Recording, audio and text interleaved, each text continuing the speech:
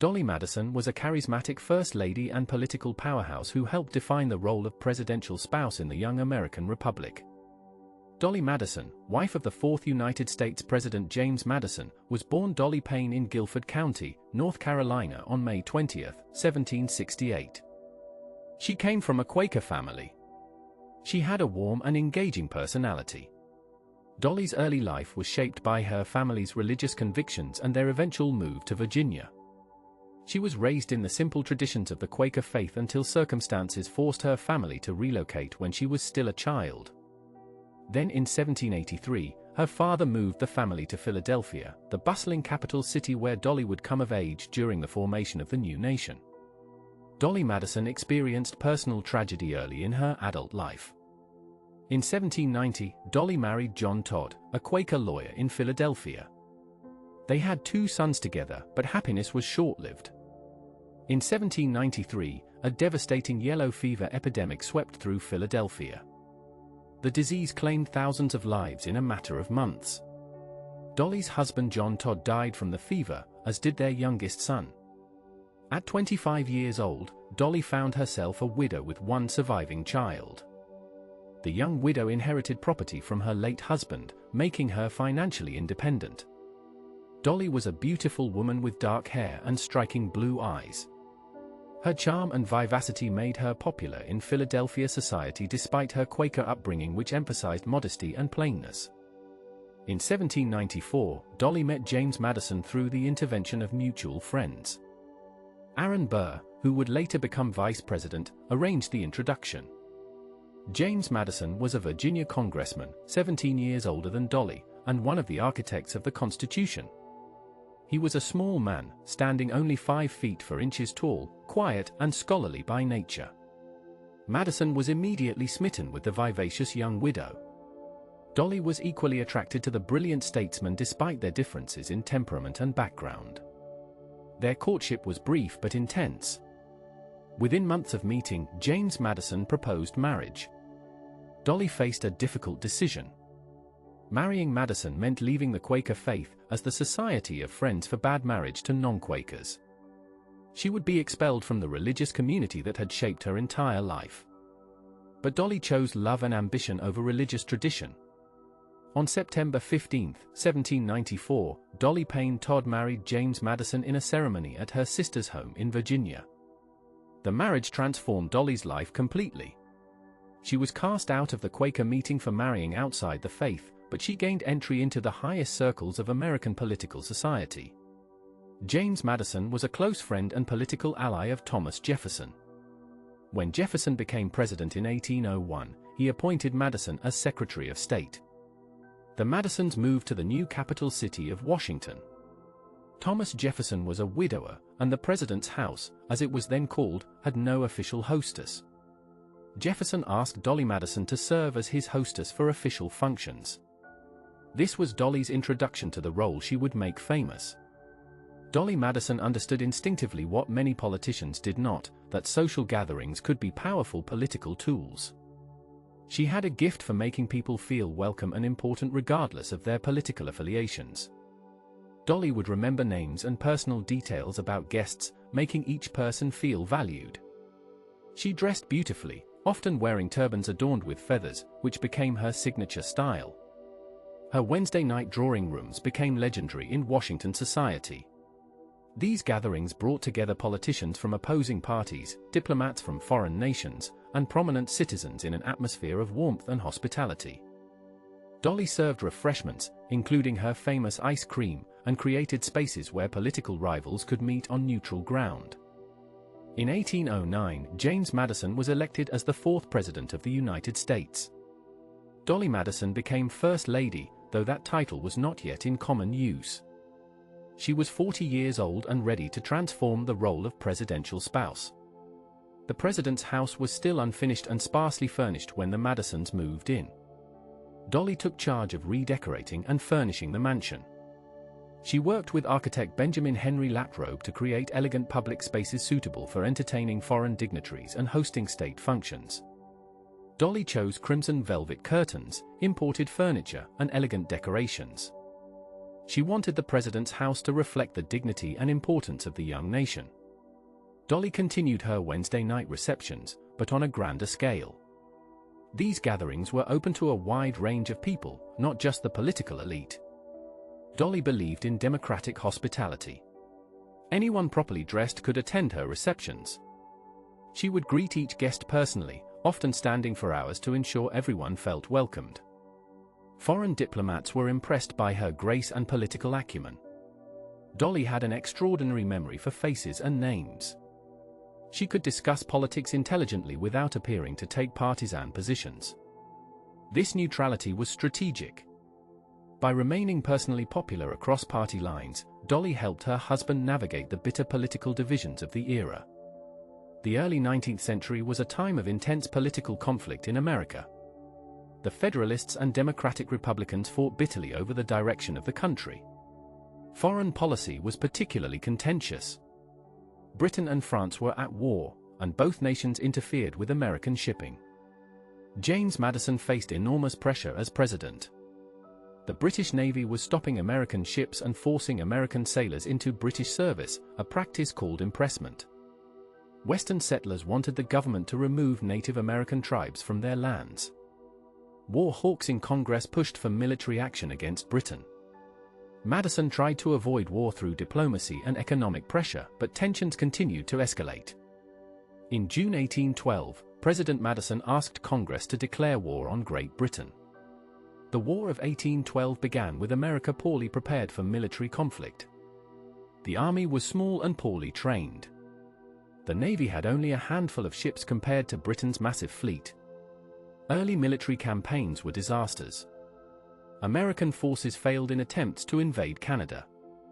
The British blockaded American ports, crippling trade. Throughout these difficulties, Dolley Madison maintained her social schedule.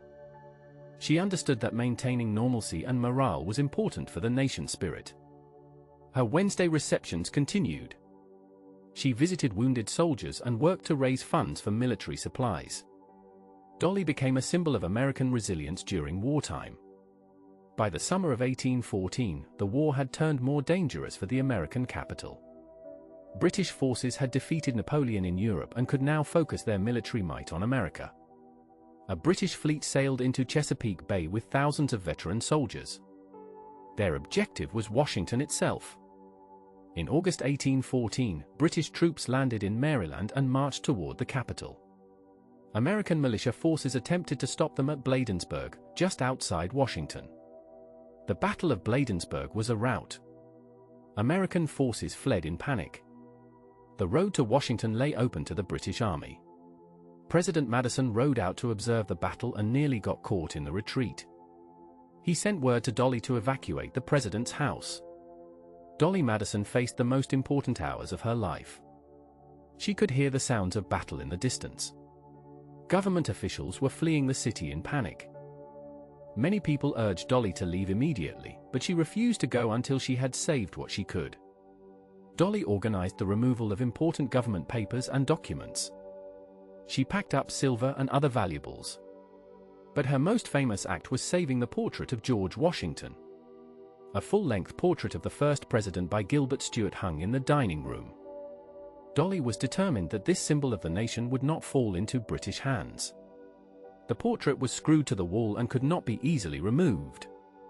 Dolley ordered the frame broken and the canvas cut from its stretcher. She entrusted the painting to two men who carried it away to safety. Only then did Dolley Madison flee the president's house. She climbed into her carriage with a few personal possessions and joined the stream of refugees leaving Washington. That night, August 24, 1814, British troops entered Washington. They set fire to the president's house, the Capitol building, and other government structures.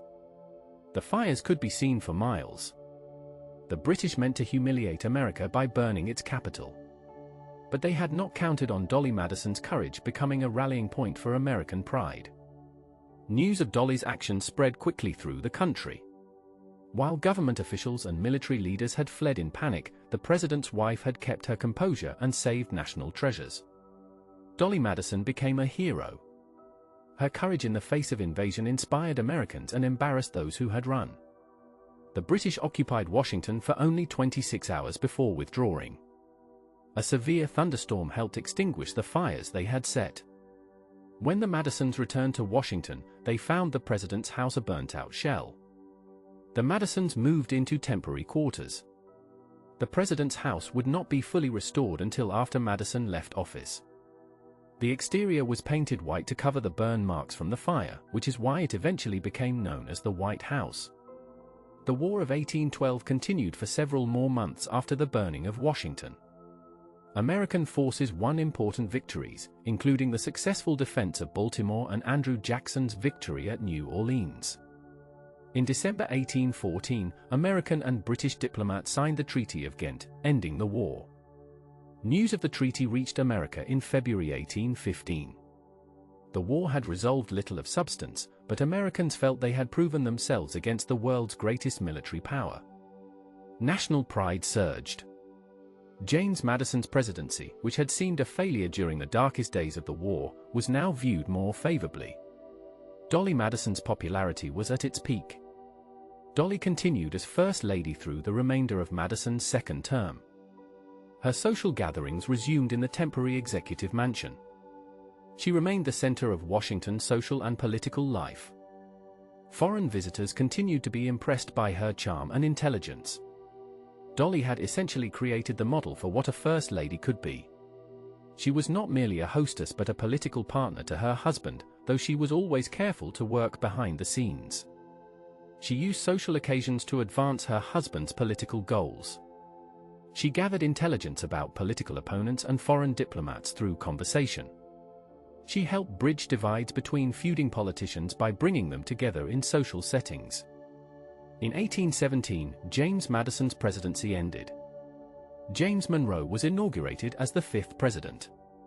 The Madisons retired to their plantation, Montpelier, in Virginia. Dolley was 48 years old and looking forward to a quieter life in the countryside. Montpelier was a beautiful estate with a grand house that the Madisons had expanded over the years. James Madison devoted himself to farming and to organizing his papers from his long political career. Dolley managed the household and entertained the many visitors who came to see the former president. Even in retirement, the Madisons remained important figures. People sought James Madison's wisdom on constitutional questions and political issues. But retirement brought financial difficulties. Montpelier was expensive to maintain. The plantation was not particularly profitable. James Madison's stepson, Payne Todd, Dolley's son from her first marriage, was a source of constant worry and expense. Payne had grown into an irresponsible adult with gambling debts and drinking problems. James and Dolley repeatedly paid his debts and tried to help him, draining their resources. Despite these troubles, the Madisons enjoyed their years at Montpelier. They had been married for more than 40 years and remained devoted to each other. James Madison's health began to decline in the 1830s. He suffered from rheumatism and other ailments of old age. On June 28, 1836, James Madison died at Montpelier at the age of 85. He was the last surviving member of the Constitutional Convention. Dolley was devastated by the loss of her husband. She was 68 years old and now a widow for the second time. James Madison left Dolley his estate, but also his debts. The financial situation was more precarious than Dolley had realized. Payne Todd continued to be a financial drain. Dolley tried to manage Montpelier and maintain the lifestyle she had always known, but money was increasingly scarce. She attempted to sell her husband's papers to the government, hoping they would provide financial security. In 1837, Congress purchased some of James Madison's papers for $30,000. This gave Dolley some relief, but the money did not last long. Payne's debts continued to mount. The plantation was losing money. Dolley began selling off parcels of land to raise cash. She sold furniture and other possessions. The situation became increasingly desperate. In 1844, Dolley made the difficult decision to sell Montpelier itself. She could no longer afford to maintain the estate. The sale of Montpelier broke Dolley's heart, but it was financially necessary. She moved back to Washington, where she had been so celebrated years before. Dolley returned to Washington as an elderly widow with limited means, but she was welcomed as a beloved figure from America's founding era. She purchased a small house on Lafayette Square, across from the White House. Congress purchased the remaining Madison papers, providing Dolley with some income. The government also granted her a lifetime seat in the House of Representatives gallery and franking privileges for her mail. These were honors that recognized her service to the nation. Dolley's home became a gathering place once again. Younger politicians sought her out to hear stories of the early republic. She attended social functions and remained a popular figure in Washington society. Dolley Madison bridged generations of American politics. She had known George Washington and Thomas Jefferson.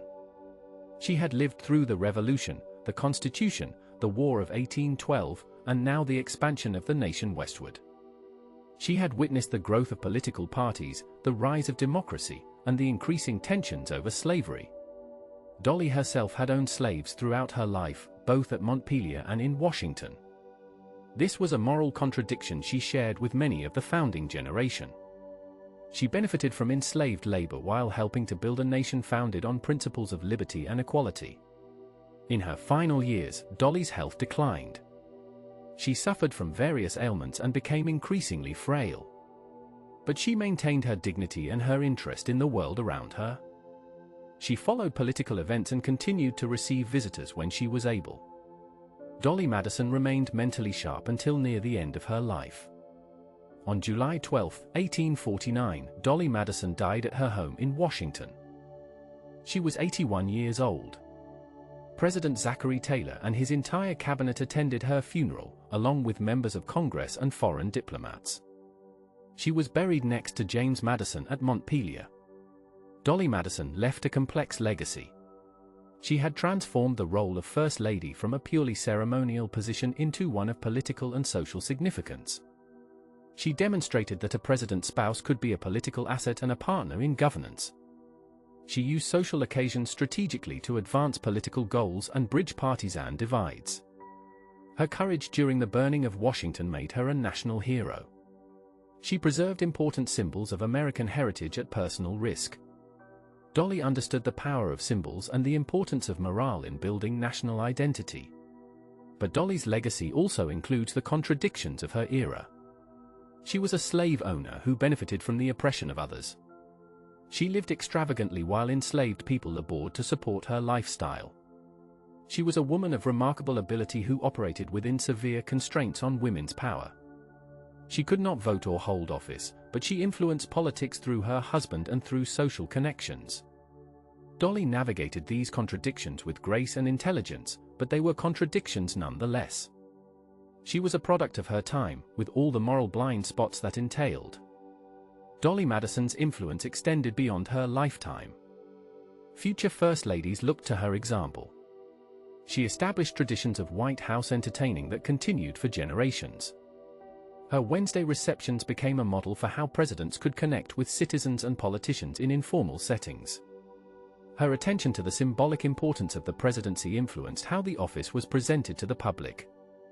The restoration of the White House after the fire incorporated many of Dolley's ideas about elegance and dignity in the executive mansion. In popular memory, Dolley Madison became an iconic figure of early American history. Stories of her saving Washington's portrait became legendary, sometimes embellished in the retelling. She was remembered as a patriot and a gracious hostess. Her personal warmth and political intelligence made her one of the most beloved figures of the founding era. Schools and streets were named after her. Her image appeared on postage stamps and currency. Montpelier was eventually restored as a historic site where visitors could learn about the Madisons and the early republic. Modern historians have worked to present a more complete picture of Dolley Madison, acknowledging both her achievements and the moral complexities of her life. She was a remarkable woman who exercised significant influence in an era when women had few formal avenues to power. She was intelligent, strategic, and politically astute. She understood how to build coalitions and bridge differences. She had genuine warmth and charm that made people like and trust her. These qualities made her an effective political partner to her husband and an important figure in her own right. At the same time, Dolley Madison's story cannot be separated from the institution of slavery that undergirded her life of privilege. The elegant parties and beautiful clothes were made possible by enslaved labor. The Madisons' wealth came from plantation agriculture worked by people held in bondage. Dolley's comfort and security depended on the oppression of others. This is an uncomfortable truth that must be acknowledged in any honest assessment of her life and legacy. Dolley Madison lived through the transformation of America from a fragile new nation to an expanding continental power. She witnessed the peaceful transfer of power between presidents and political parties, something unprecedented in world history. She saw the capital city grow from a muddy village to a proper seat of government. She experienced war and peace, triumph and tragedy, wealth and financial insecurity. Through it all, she maintained her dignity and her commitment to public service. Dolley Madison was truly a woman who helped shape the young American Republic and define what it meant to serve the nation.